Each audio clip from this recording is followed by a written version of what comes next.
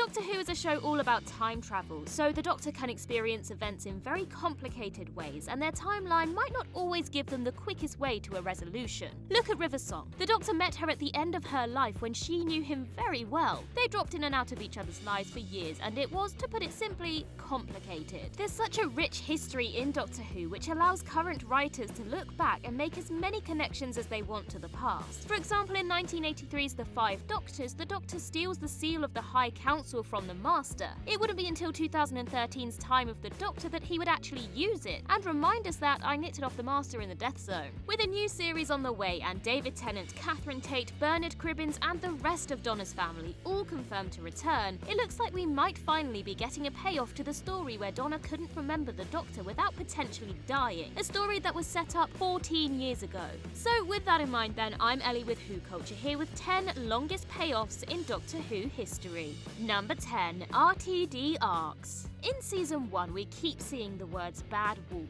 In Season 2, we had Torchwood. In Season 3, we spotted Vote Saxon posters. And in Season 4, we kept being told that planets and bees were disappearing. Each of these mysteries was developed over their respective seasons, with information slowly being gradually drip-fed as we progress through the story. The arcs would all last for an entire season and then hit us hard at the end. The best of these arcs was in Season 4. Multiple threads ran through the episodes: the disappearing planets and bees, the return of Rose Tyler, mentions of the Dr. Donna, the Medusa Cascade, and There's Something on Your Back. All of these things would return towards the end of the season to bite us on the backside when it all came together. Season 4 was an absolute masterclass in storytelling from Russell T Davies and his team, and these arcs are something we're really excited to see when RTD returns. We can only wonder what he's got up his sleeve, but we know it's going to be good. Number 9. He will knock 4 times.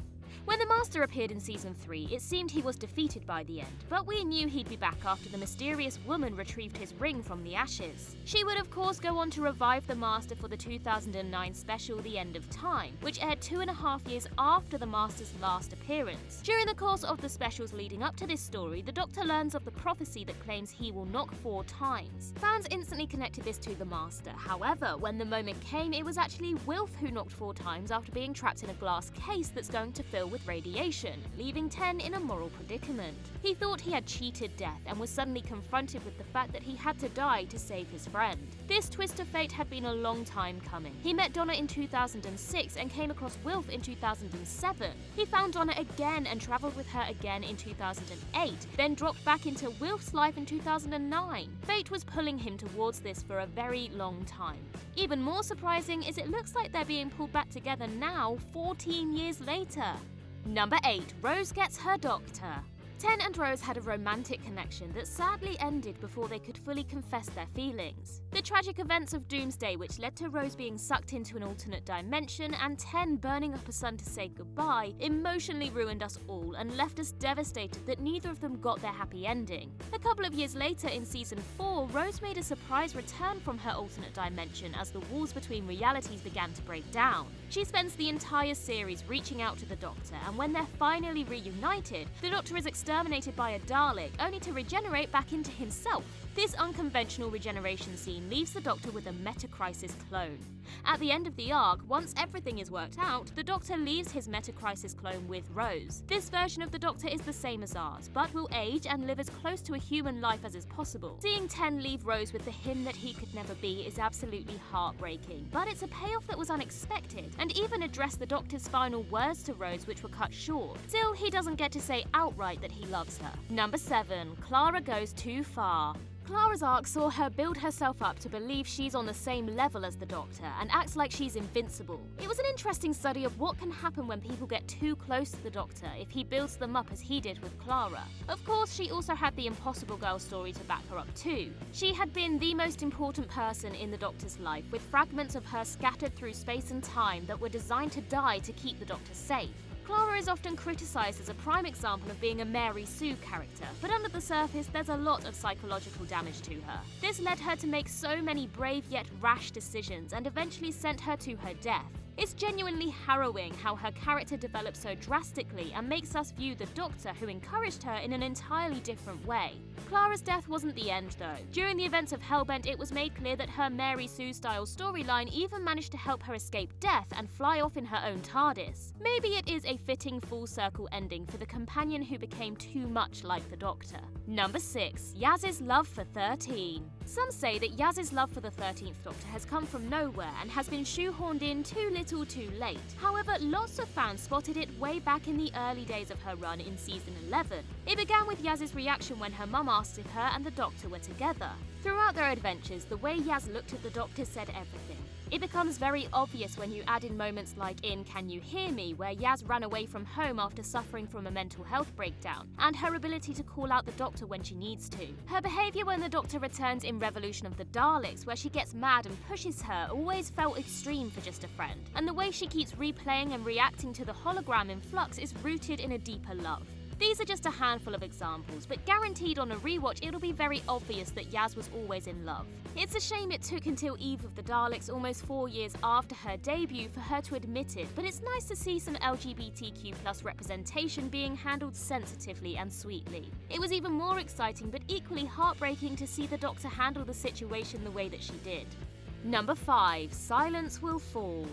Eleven's era began in 2010 and was haunted by the sinister phrase "Silence will fall." The arc incorporated the cracks in space and time, the terrifying silence monsters, and the fields of Trenzalore where the Doctor's tomb resides. In the season 7 finale, The Name of the Doctor must speak his name to enter his tomb, but refuses to speak. Instead, River Song, who is a ghost, says his name and opens the tomb without us hearing it. Later on in 2013's Christmas special, The Time of the Doctor, it was revealed that the Time Lords were on the other side of the crack and they wanted the Doctor to confirm his name and help them to return. Still, the Doctor refused to answer because the Time Lords' return would trigger another time war. At this time, we see the Kavarian sect split from the Church, a moment that triggered the Silence Will Fall arc that we've already lived through. It's a confusing arc, but one that lasted an entire Doctor's era.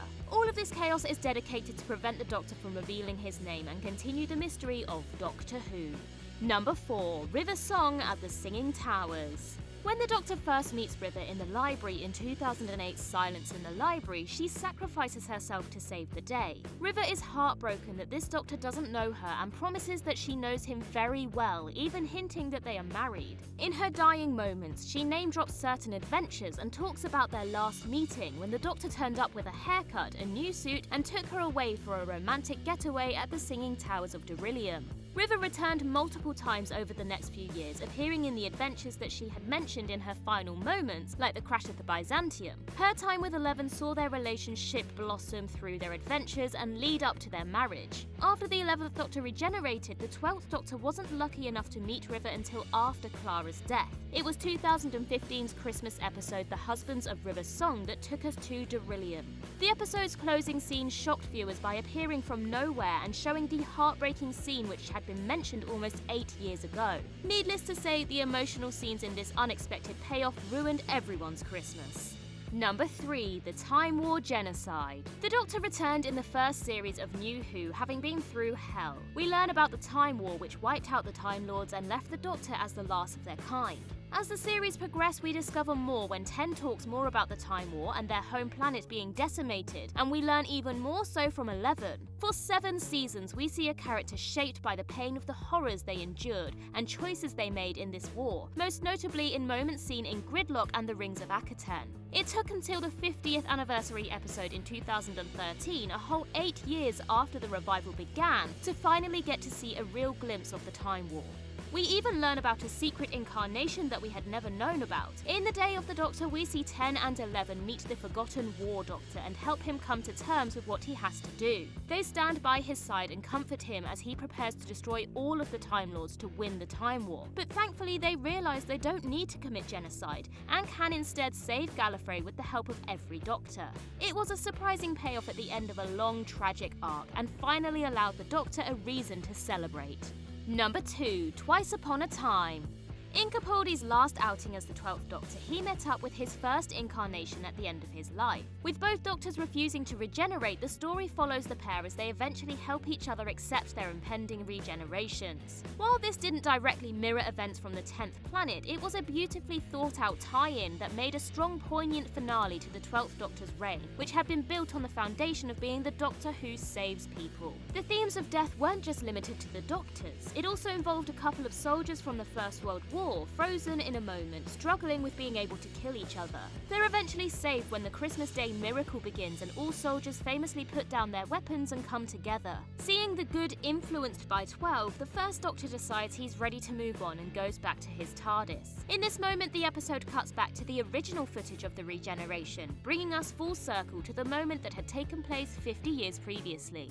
Number 1. The Morbius Doctors. The Morbius Doctors appeared way back in 1976's serial The Brain of Morbius. Their inclusion was said to hint at the potential of multiple lives before Hartnell's Doctor, but for years it was completely overlooked or dismissed. Some fans were convinced it meant something though, and theories about the forgotten lives have caused controversy for years. After the Timeless Child twist in 2020, the Morbius Doctors were no longer possible to ignore. The modern twist proved that the Doctor had lived many lives before becoming what we knew as the First Doctor, and the Timeless Child story has become a major source of division between fans. Whether we love it or not, the Timeless Child is a part of Doctor Who now, and it does manage to make sense of the Morbius Doctors by giving us a payoff that goes beyond the show's beginnings in 1963. This takes us way back beyond the life of the First Doctor, and into a distant past that we were completely unaware of. The earlier mention of keeping the mystery of Doctor Who has really been emphasised with this development, which keeps us guessing and wondering how much we'll be able to learn about this mysterious past. This is definitely a payoff that's still paying off and will continue to for a very long time. And that concludes our list. If you can think of anything we missed, then do let us know in the comments below, and while you're there, don't forget to like and subscribe and tap that notification bell. Also, head over to Twitter and follow us there at WhoCulture, and I can be found across various social medias just by searching Ellie Littlechild. I've been Ellie with Who Culture, and in the words of Riversong herself, goodbye,